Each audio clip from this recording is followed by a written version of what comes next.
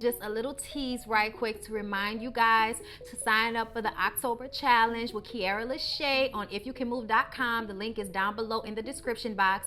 Y'all know I went from a large to a medium, and I just found out that I won for most referrals on the Hip Hop Tabata challenge from August, so I'm so excited. Okay, I just actually just finished working out with Kiara. I did like 2 workouts, which were like an hour today.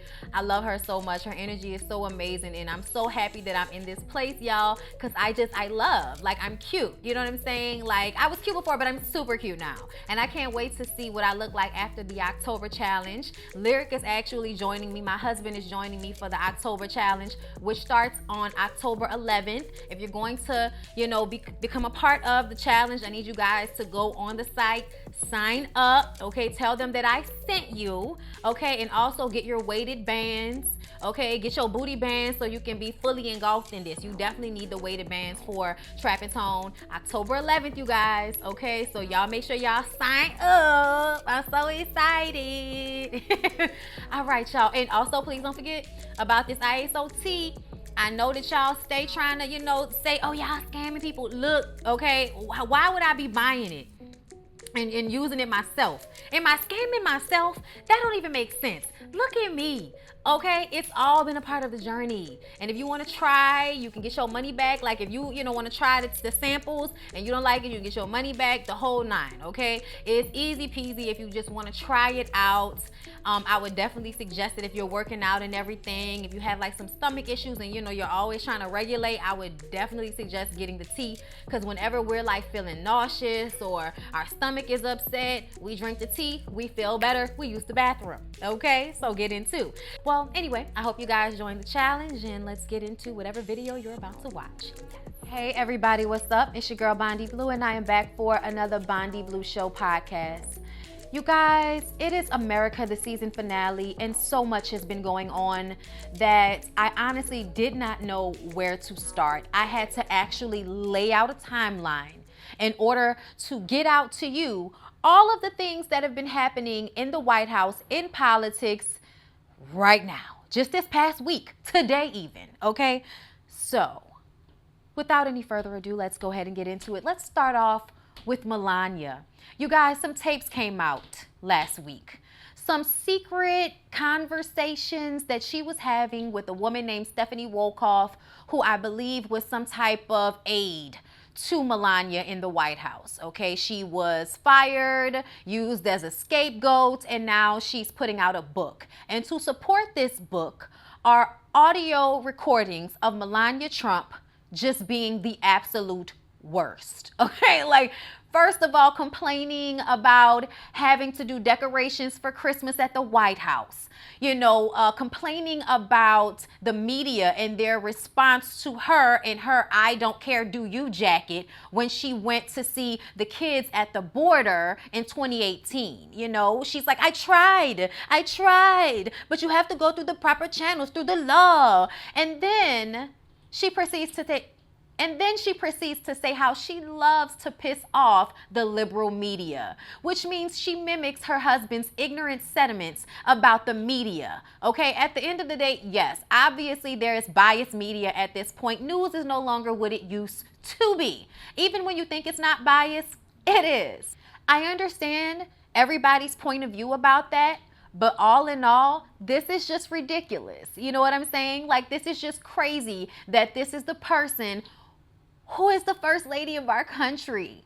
You know what I mean? Like, just the fact that you were dumb enough to get caught up on the phone with this lady. And who is this lady? Like, Stephanie Wolkoff, first of all, like, it ain't loyal. And I get it. Like, who's loyal to this Trump administration? Why would you be loyal to them? They're not loyal to themselves. They're not loyal to the American people. Why would you be loyal to them? Okay? They, you know, ostracized you, probably messed up your bag, and now you're putting out a book in order to retrieve ducats. And I understand, and I'm not mad about it. What I am mad about is the sentiments that you echoed while you were having conversations with her. And I don't know whether that was just to get her to talk more freely, but something makes me believe that even though you knew her comments would be used against her in the most ignorant way, like, oh my God, girl, really? Christmas? Okay, fine. But it also makes me feel as if for you to even be in her circle in the first place, you also feel the same way about a lot of the things. You know what I'm saying? And it's just unfortunate, like, that people actually are in the White House agreeing with him. And Melania, dear, like, as much as you seem to agree with your husband's politics, you still don't seem to like him. However, obviously they are touching one another. We're going to get into that in a minute. Okay, so thanks, Stephanie Wolkoff, for giving us something else to talk about as it pertains to this White House, this administration. Okay, the debates, Donald Trump and Joe Biden, a complete and utter shit show. Shit show. Okay, first of all, Trump, being the consummate ignorant person that he is, constantly interrupted Joe Biden and low blowed. I mean, when he brought up Joe Biden's son being an unemployed cokehead, I could have passed the fuck out. This is the person that's our president, throwing low blows like that. And from what I understand, I didn't even know this, Joe Biden has a speech impairment, and when people are constantly interrupted, it exacerbates their speech impairment, hence all of the that. And at the end of the day, I don't need you to be able to work, I guess, as you normally would under these circumstances with this man, with this clown, as you so eloquently put it during the debate. Like, no one is looking at Joe Biden, at least I'm not, okay? Like, I feel like a lot of people felt like Joe Biden just did not hit hard enough. That I understand, but nobody, I feel like, is expecting him to be able to be perfect under these circumstances, because it doesn't matter what he did, he was going to come out looking like the bad guy. If he went at Trump's neck, they were going to say, oh my God, he went at Trump's neck, and totally ignore all of the low blows and ignorant and harmful and hurtful things that Trump said during this debate, okay? So he has to fly high, and also in flying high, you're getting a little discombobulated, okay? Everybody's like 70 years old. I don't understand why the presidents have to be so old. It's actually kind of stupid, okay? I think somebody in their like 40s, you know what I'm saying? Honestly, yeah, like 40s, 50s, I think that's the age people should be presidents, not in their 70s, okay? Because he just wasn't here. He wasn't sharp enough, Joe Biden. He was not, okay? And let's not even get into his politics about police, okay? And the justice system. You want to give them more money? Yeah, I don't agree with that. But I also feel like at this point, it's life or death.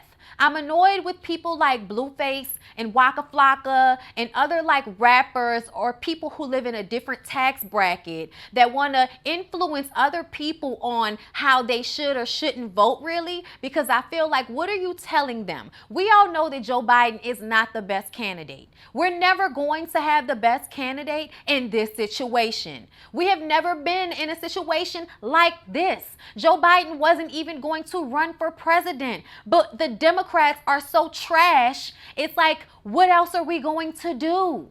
I mean, you guys, this is like unprecedented for foolishness. There has never been a president that has been this disrespectful of procedure in law, in office, like in duty and integrity. I mean, oh my God.